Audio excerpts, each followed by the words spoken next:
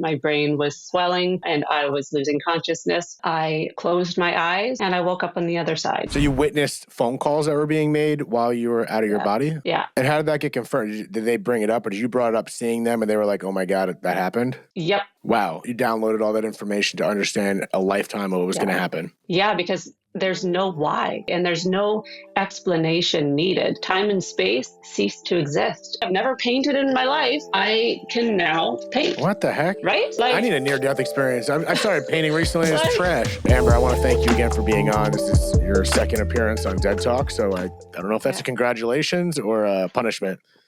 I think it's a congratulations. I'm happy to be back. Yeah, this is great. This is fun. I had such a good time talking to you the first time. And for those of you that are not familiar with Amber, I'll plug the links to the first episode we did to kind of get a recap of this conversation, or whatever order you want to go. I forget what number episode you were, but I will put that in the show notes for anyone listening. So, Amber, as we discussed, for anyone that isn't familiar with your story, they can go back to first your own page and whatnot, but in a prior episode to get more of a glimpse. But I would love to kind of give a little bit of an introductory in regards to your near-death experience and your abilities. Yeah. So thanks for having me again. I'm happy to be here.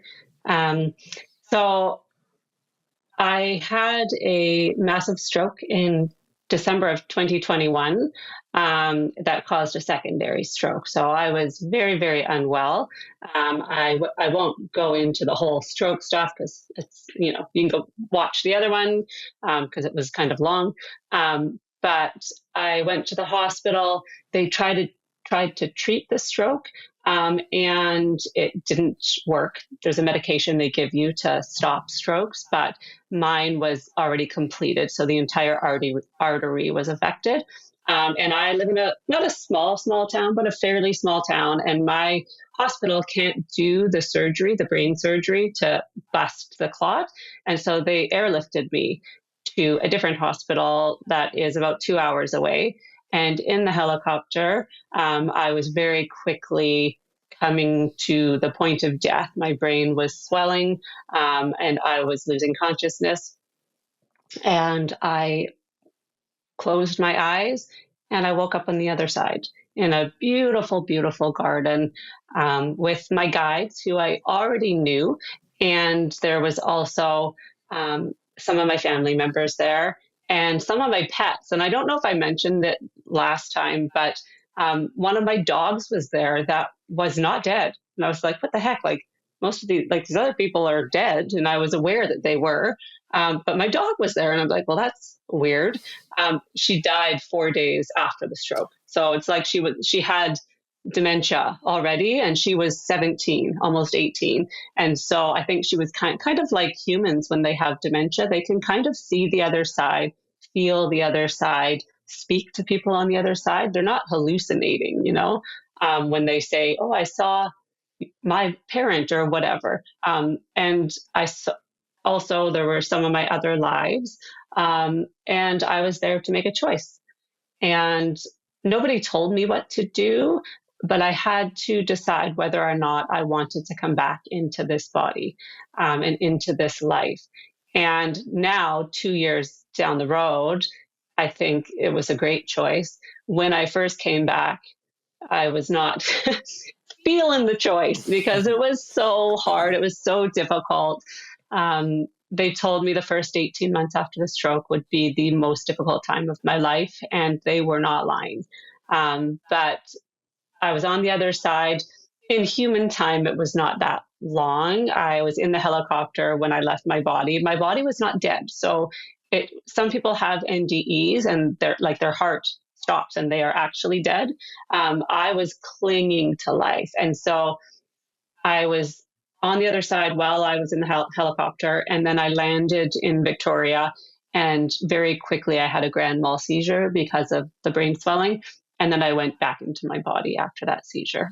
Yeah, obviously I've heard this story before, but every time it's just it's a lot, and it's always interesting the the contrast of where you were and then coming back to something that was so difficult physically. You know what I mean? Yeah. So I feel like the way you've described the other side seems so magnificent, and what you did experience was a beautiful experience. And to come back to this life and still say it was a good choice says a lot to Yeah. me. And that story about your dog, I don't recall. I don't recall you I telling don't me that think, one. yeah, I don't think I did. I definitely, when I was on last, I was only, yeah, 12 or 14 months from the stroke, and I still was very much like recovering.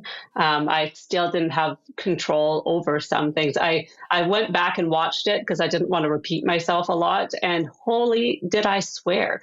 But the part of my brain that is damaged is the speaking part, like a whole bunch of it is damaged, but the speaking part pieced out.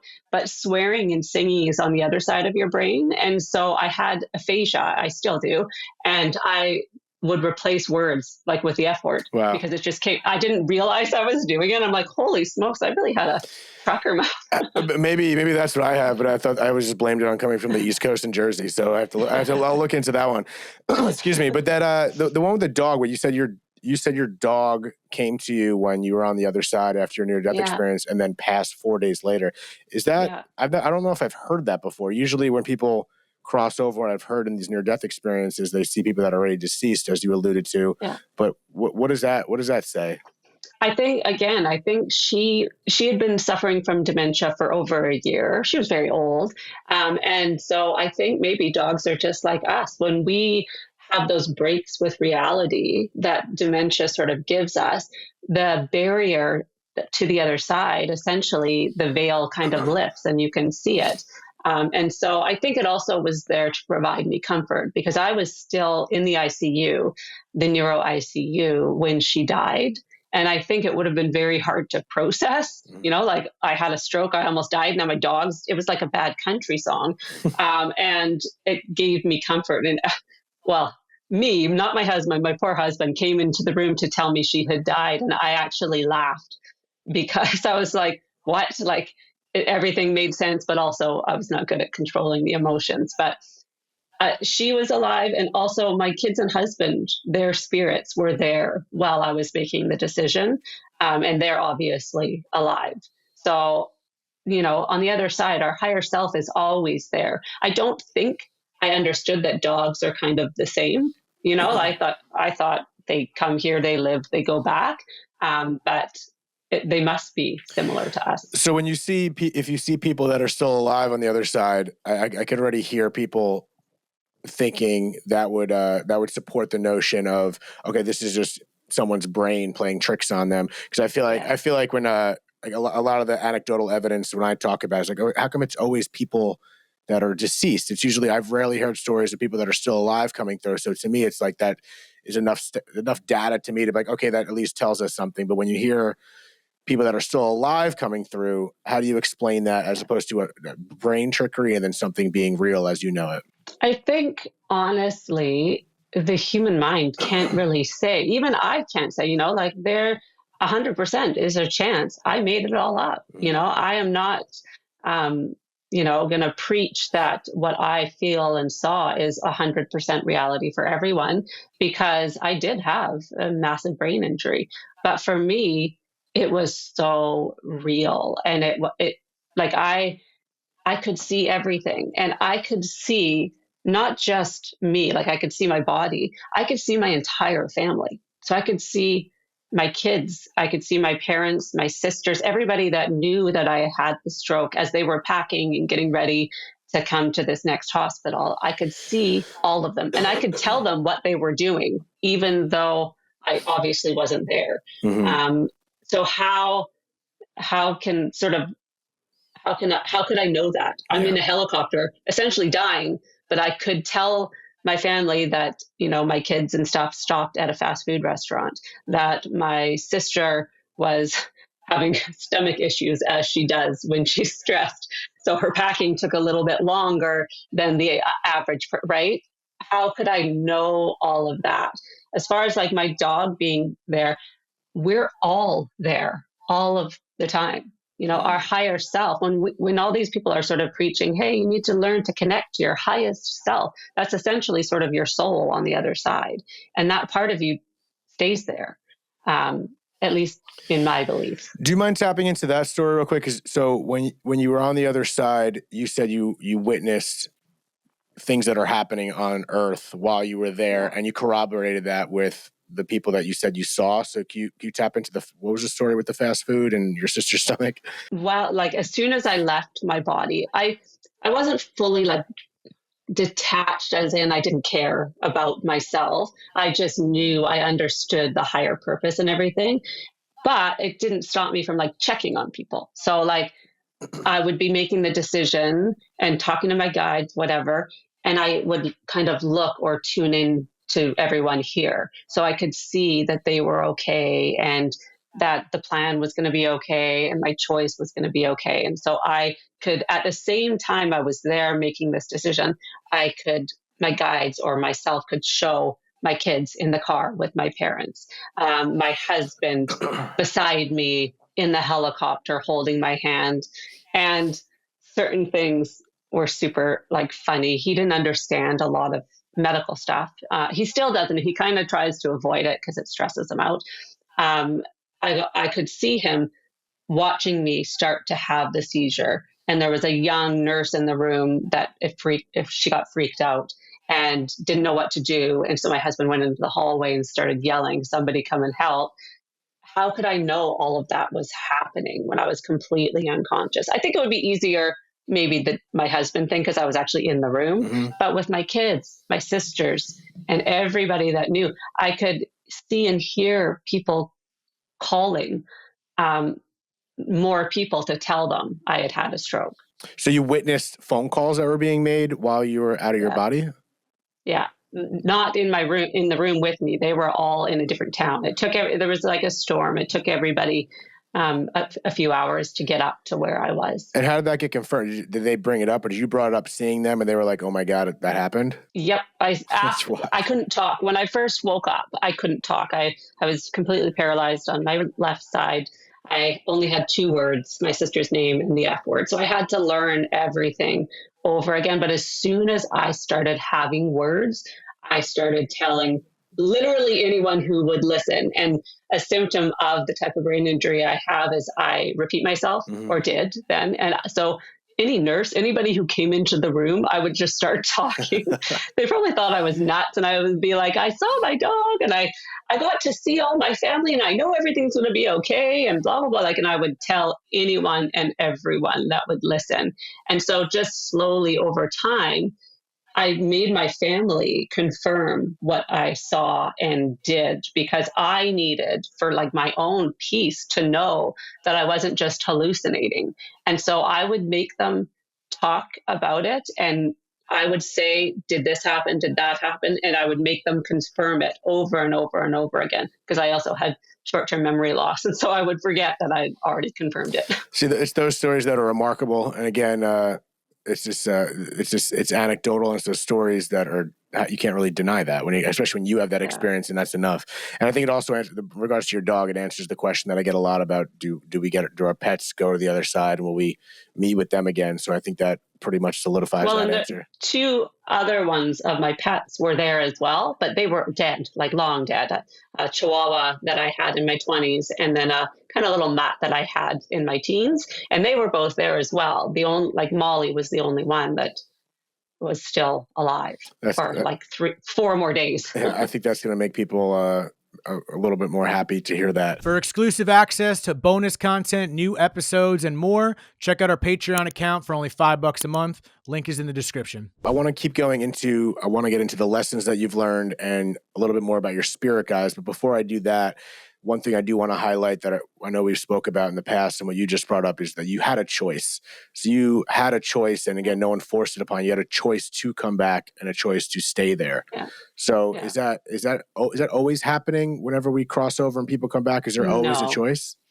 No, a lot of the time you don't get a choice. So some NDEs, as far as I've seen and heard, you go more to get a break from your human body, because if you're in your human body in that moment, you will die because the pain will be too much or whatever it is. And so your soul, the part of you that's you, needs to go to the other side just so that your body can go through the really difficult stuff in order for you to survive whatever it is you're going through. So I wouldn't say it's even the majority. Most, at least from what I've seen or heard, most people who have NDEs are told to come back. Mm-hmm. And it might not be the same as me. Like for me, I not spoke, it was all telepathic, but spoke to my guides, and that energy of God was there. Some people, they see a family member or, a parent or something, and they say, you know what, like, I love you and I miss you, but you have to go back. You're still needed. There was nobody saying that to me. They just said, and they showed me, this is what the future will look like if you go back. And this is what your like family and your kids' future will look like if you choose to stay. Wow. And you downloaded all that information to understand a lifetime of what was going to happen. Yeah, because there's no why. The second you cross over, there is no why. And there's no explanation needed. Time and space cease to exist. And so you just know everything. And obviously, I needed some like direction or, condensing of the information.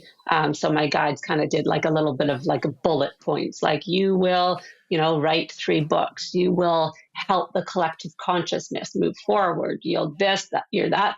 But then they also said, this is going to suck and this is going to suck and this is going to suck. Mm-hmm. So like there's a balance to it. It won't just be rainbows and sunshine. There will be almost kind of hell on earth as you go through the recovery process. And I want to kind of replay something we discussed in a prior episode and also kind of get some more clarification. So to tie into it, that decision, and some people have it, some people don't, also is the question why some people have near-death experiences and some people don't.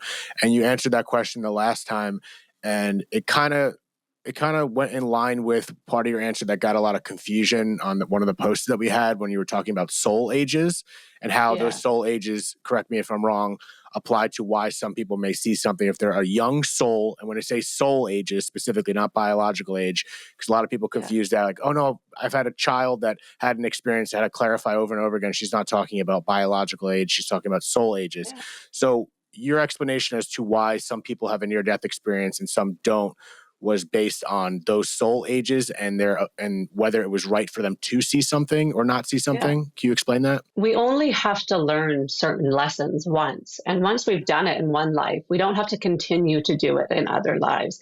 And it's hard. I'm not going to even say age. So to make it maybe make sense to people who just couldn't wrap their head around the fact that I use the word age, think of it as like energetic vibration. So some people, you can tell when you're around them, whether or not you believe in anything spiritual. When you go around a human, some humans, you feel like, oh, I feel so great when I'm around them. And other humans, it's like, oh my gosh, like that doesn't feel good. It doesn't vibe with me. Like think about that way. Like it's different vibrations. And the more lives you live, which I know some people don't believe in, and so some people don't buy into it, but the more lives you live, that vibration changes. And it kind of, if you think of it as a frequency, that frequency gets higher and higher and higher.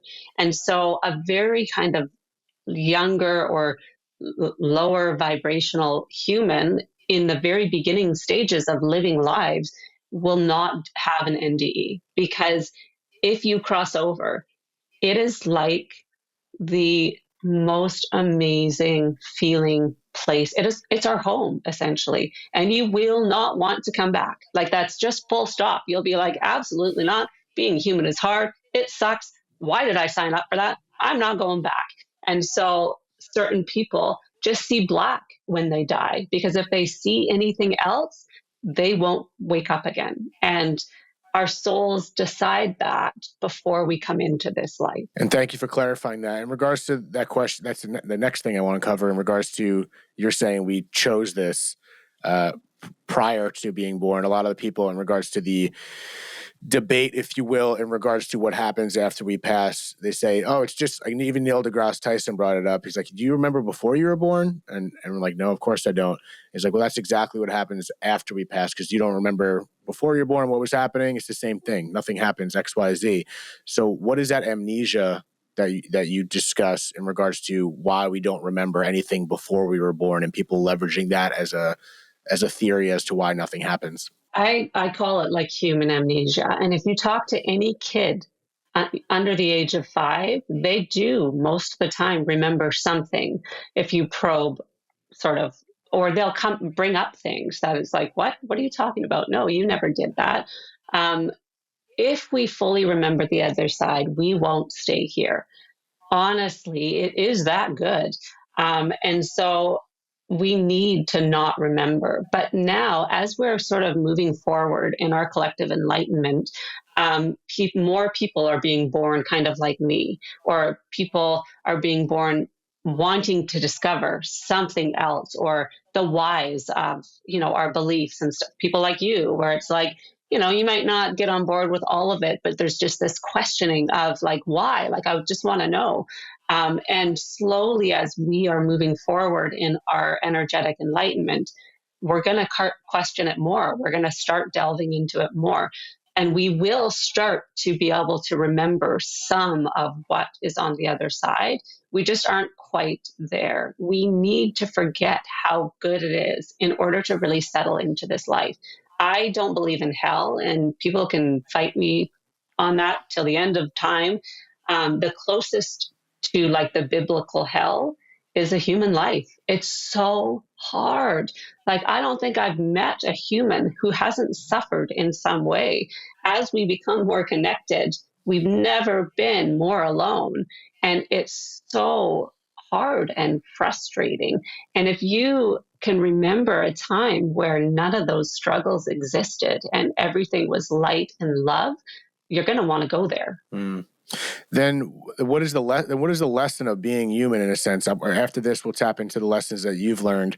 But why, if it's so good on the other side, what is the purpose of even suffering here on Earth if we can just be there? We truly and lovingly want to experience all facets of human emotion. Being human fascinates us.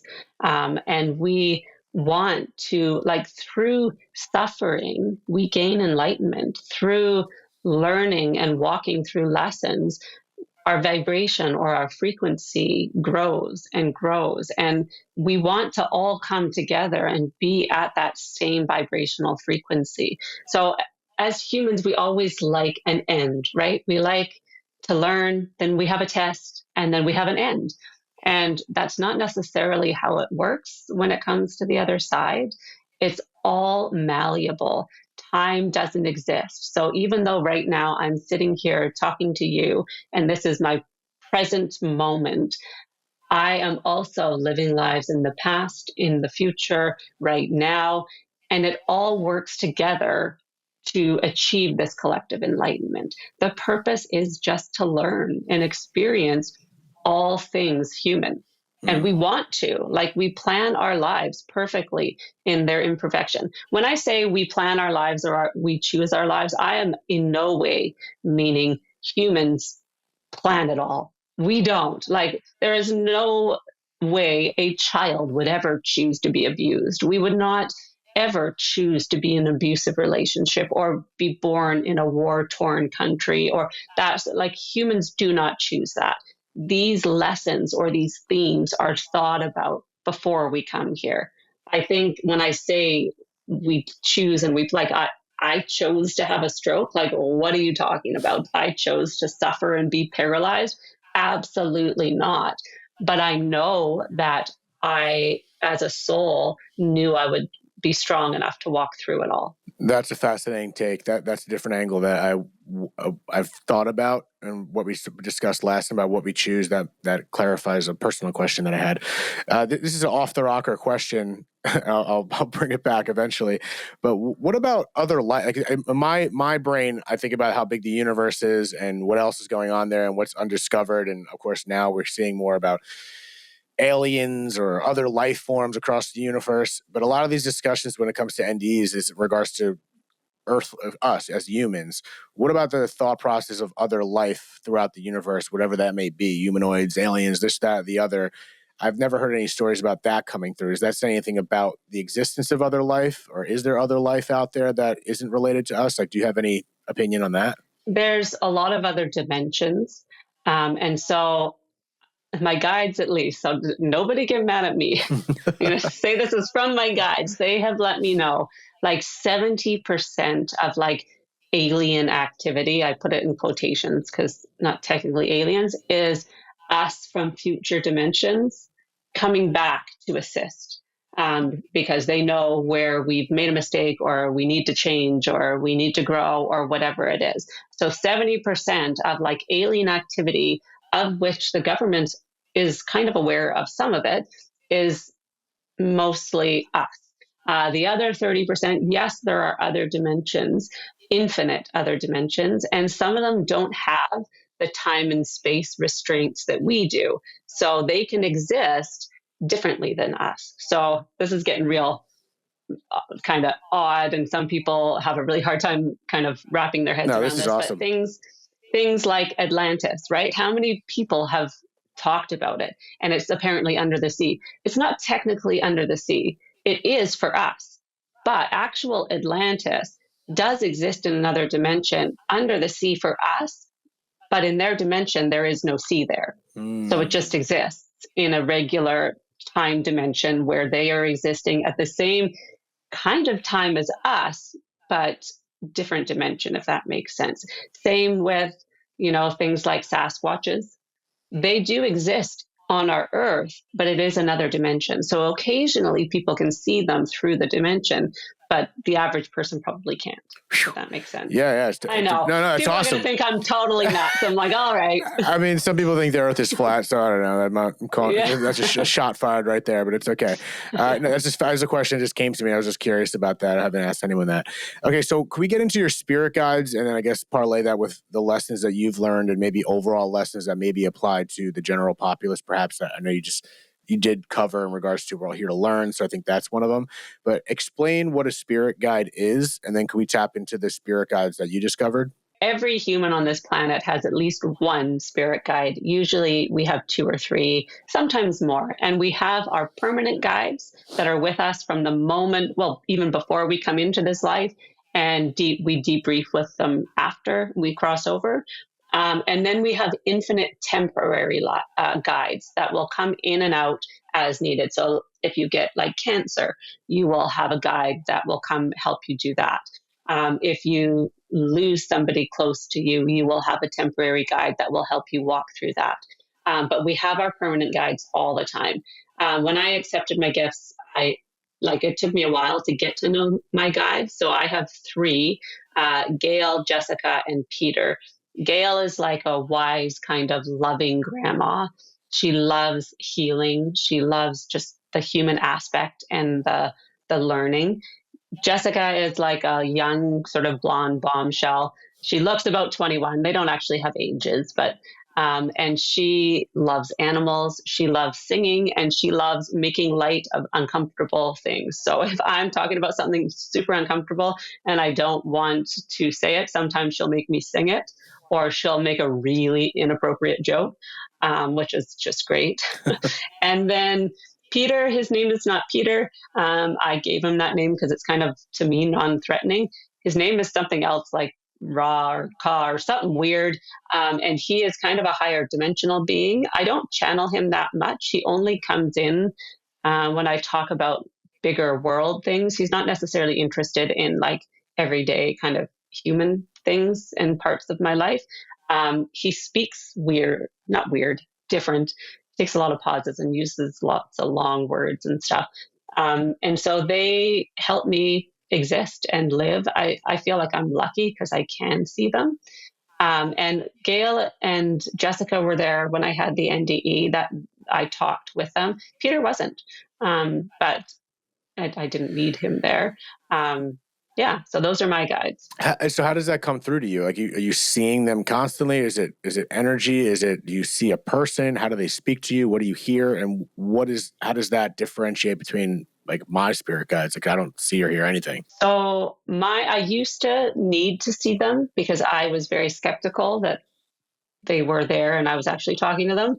Now I don't really need to, especially since being on the other side, it's much more telepathic. They speak, their thoughts become my words, and there's no separation there.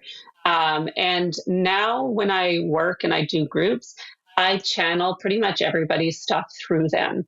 Um, so I don't need to see everybody else's guides unless they ask who they are, what they look like, that sort of stuff. And it literally is just, it's strange, not strange, strange to explain now, because yeah, their thoughts become my words. When I went to the other side, the sort of block I had where I like had to listen and then repeat went away. So I don't have to like listen to somebody on the other side now and then kind of interpret it and then maybe ask for clarification and then speak. It just comes right through. I have not gotten back to mediumship since the stroke. I don't know why. So for those who don't know the difference, mediumship is essentially talking to people who have crossed over, and psychic gifts are mostly sort of talking to guides or getting information from the other side in some way, shape, or form. So I mostly only channel my guides now. Fascinating. So how does someone like me discover my spirit guides? I think I would be lying if I said that everyone should and could. Um, my I don't necessarily ask my guides for help, suggestions, things like that. I don't ask them a lot of questions. It's more for other people. And so some people would depend on them continuously and would not make decisions on their own. But if you feel called, like you want to and you can, if you're having that yearning, you probably are somebody who can like talk to them. And honestly, it's just as simple as talking and having faith that they listen and that they will provide answers. You can ask them to give signs and stuff like that, but if you hyper focus on that in that very human way, they probably won't, because then they're giving you faith and you're not coming to faith on your own. Got it. So basic steps for me is like through meditation and kind of just having a dialogue. And then I'm not going to have, I trust that I'm not going to have any clear, like someone's talking to me right now. Is it just intuition? And how do I distinguish the intuition but then also, so something that you can kind of try to see if you could maybe take that next step is it has to be a yes or no question. So super simple, right? So let's just say, I don't know, an opportunity is coming up and you can't decide whether or not you want to take it. So should I take this opportunity? So you sit, you meditate, you get like cleansed and feel good with no distractions. Close your eyes and ask your guides, should I take this opportunity? And very quickly, an answer will come into your head. It'll probably sound like your own voice. So let's just say it's yes, right? This answer comes to your head. Yes, you should take this opportunity. Then your human self goes, but this will happen and that will happen. And what about this? And oh my gosh, I don't think I can. And we talk ourselves out of it because that's just what we do. And so come back to it a few times and try to listen to that very first yes or no, and then not talk yourself out of it. But the one thing that I think a lot of people don't understand, our guides will always lead us down the path of the most learning. That doesn't mean the best, happiest, most joyful path. A lot of the times it means the path that actually will make you regret that you ever listened to them, because you're going to be doing some deep learning. And so a lot of the time, especially now where sometimes my life is still hard, I'm like, I'm not asking for your opinion because you're going to tell me to do something that now then I'm going to get angry and it's going to be awful and no thank you. So, their answer is not, if you want an easier time or you're feeling stressed or like you're struggling, don't ask them. Fair. So would you say you discovered the purpose of life is simply learning? Yes, learning and faith. And whether or not that's faith in a God, in yourself, on like that there's something somewhere on the other side or here, having faith that you're not alone, having faith that you were so wise when you planned this life, that you knew without a shadow of a doubt that everything you're walking through, you are strong enough to walk past or over or even just struggle through. And I think for me as a human, the fact that we're not alone, because I spent the majority of my life feeling so like infinitely alone, like nobody understood me. And I didn't get like this. I didn't get why we have to do this and why it's so hard and why was I born this way? And knowing, that not one time in my life, even when I was the most lonely, was I ever alone. Wow. Okay. I love that. So faith and learning, which are two hard pills to swallow sometimes, that we're Yeah. just here to learn and going through this tough part. But to me, I align with that. I think that's like I think when I first spoke to you, that made a lot of sense to me, and it just resonates with me personally. Like I truly think we're all here to learn through the good, the bad, and the ugly. What other big lessons have you pulled from your near death experience that was either personal to you or just can be applied to literally anyone listening, and what this life is all about? I think a big one is that not everyone will get what I'm talking about. And that doesn't mean that I'm right and they're wrong. They are living and existing and learning just as I am. And, just because I've had this experience and this is my reality does not mean that anyone else's reality is difficult or not difficult, wrong. The reward punishment sort of way we live as humans, um, I get it and I get why we have it. And I think being able to understand that it doesn't exist on the other side was a huge lesson for me because I was religious, right? When I was young, not even when I was younger, from like 15 until I was 35. So 20 years, I was a born again Christian. And no matter how much work I did, every once in a while, I was like, oh, I'm going to hell for sure. If there's a hell, there's a place for me there because I got mad at this person or did this thing. And actually seeing it and knowing there is no eternal punishment. Some people will disagree because I think as a human, there are certain people that should be punished for eternity. It just doesn't exist there. So I think that was a huge lesson that was confirmed to me. I no longer have that sort of religious, you're going to go to hell belief in the back of my mind. So is it all the same for everyone, regardless of what we believe here? The other side is absolutely consistent for everyone, no matter what your belief is. Yep. And it was proved to me even more when I went there because two of the dead people I saw were very religious dead people. And they were both at the same spot. So my very Catholic mother-in-law, who, was a devout Catholic and still was clinging to life until she had her last rites read, like whatever. I don't know the process because I'm not Catholic. She truly believed if she didn't have that with the priest, that she was going to go to hell, even though she was this wonderful person. And then they're not called Mormons anymore, but I think they're Church of Latter-day Saints, that religion. My grandma was there and she was she was a wonderful woman and wouldn't judge, but she used to say to me, it's so nice you go to church, dear. It's just too bad it's the wrong church, but I love you anyways. And she truly believed if I didn't sort of join, then I wasn't going to have eternal bliss like she was going to. They were all there. They were all in the same place and they were all supporting me. And my grandma actually said, you were right. Wow.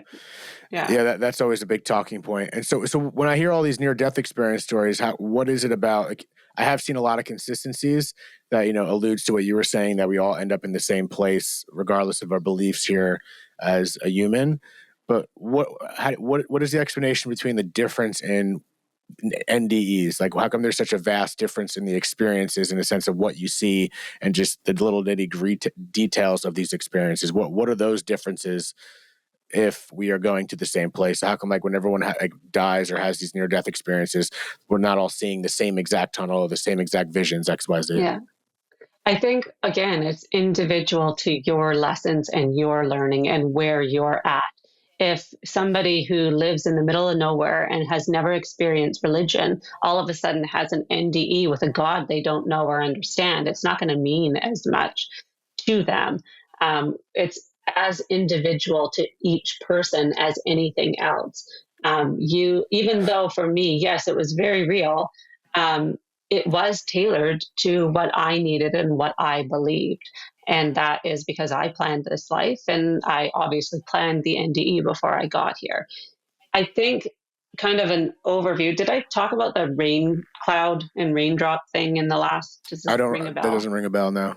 So when I see our higher selves and God, so God, think of God as like, or whatever you want to call that highest energy source, that sort of stuff, is a rain cloud and creates all these little raindrops, which are us, our souls. And then our souls are a rain cloud in and of itself. And we create little raindrops that come down and live our lives. And then we go back up to our rain cloud. Each individual raindrop, again, is a whole in and of itself, and will plan things for learning, but they all work together. So one will go through one thing and another life will balance that out. I think the reward, punishment, or what happens kind of can tie in.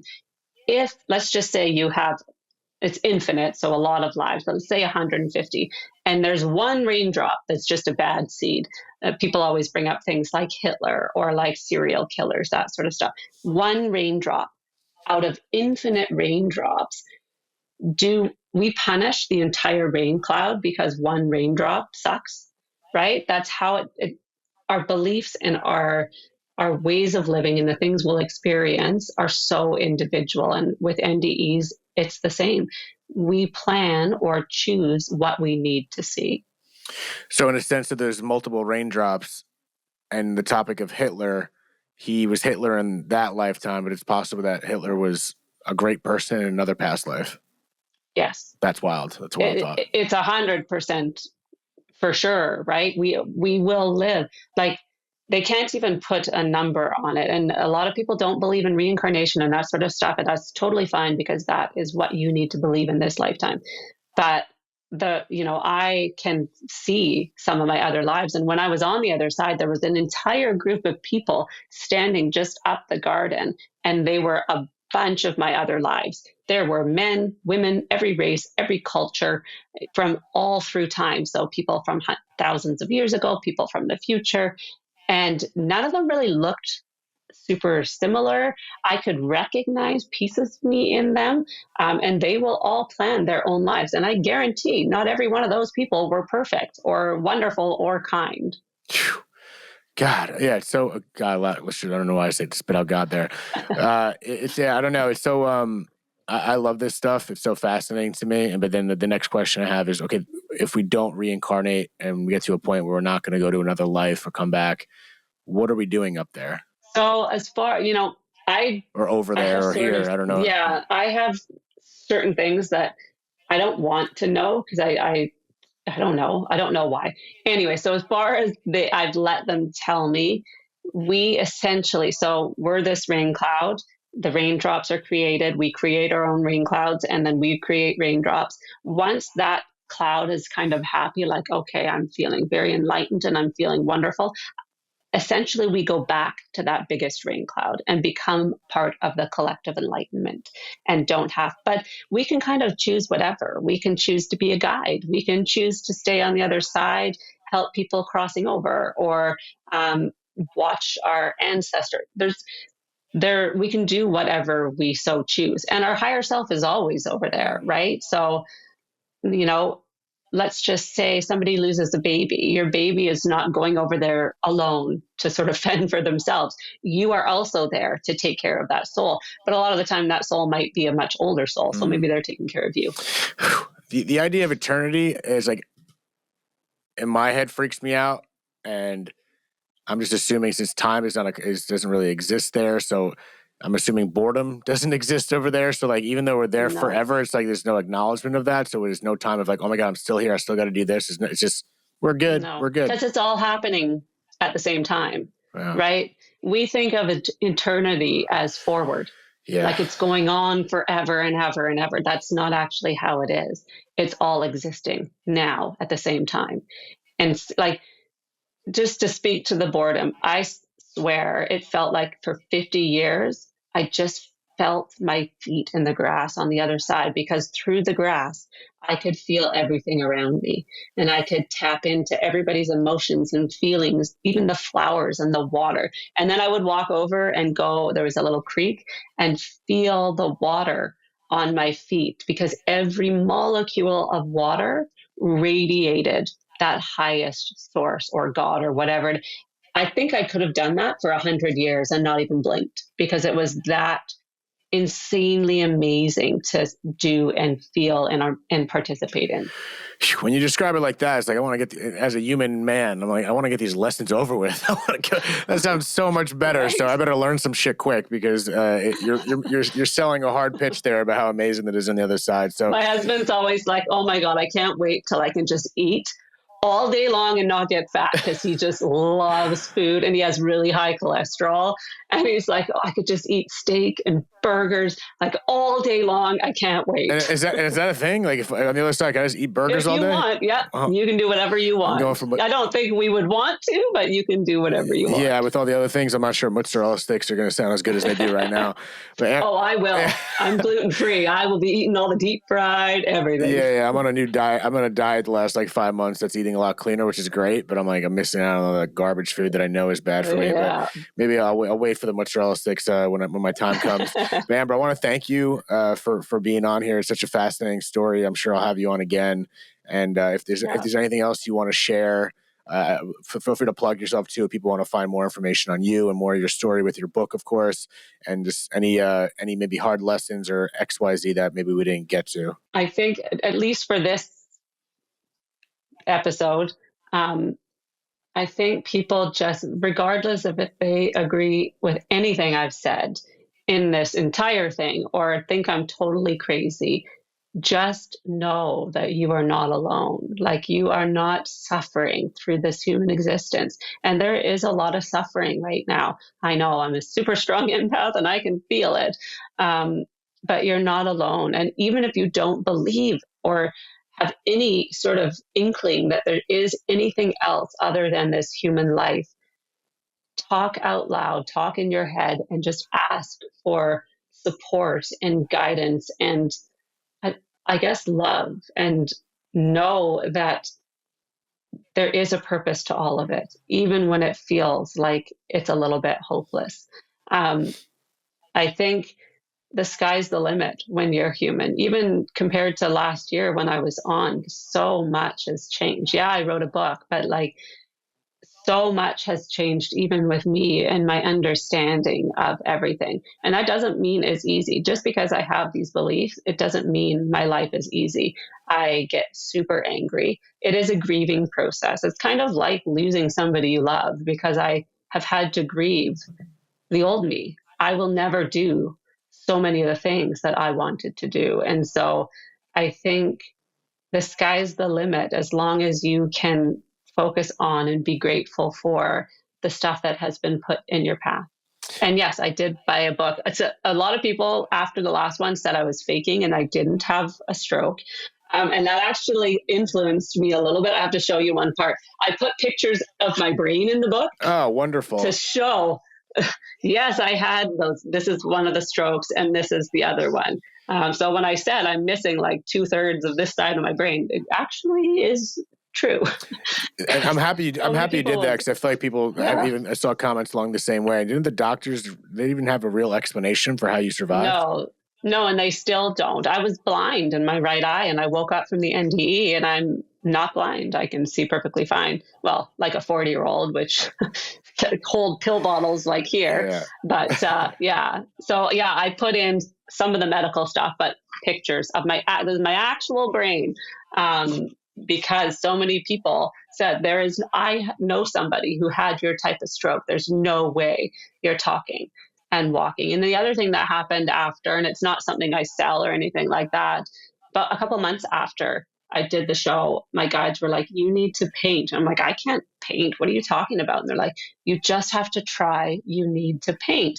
And I ignored them for a couple of months. And then I picked up a paintbrush, and they wanted me to paint other dimensions and the other side. And I started painting, And I tried to do the colors of the other side. It's really hard. Oh, beautiful. Ooh, I like that one.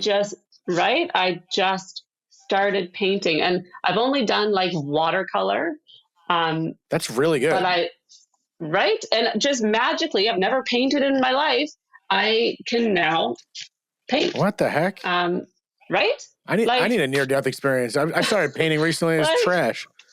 Right? It just comes to me, and I paint it. Oh man, I need to channel some shit because that's crazy. Those are genuinely actually really good.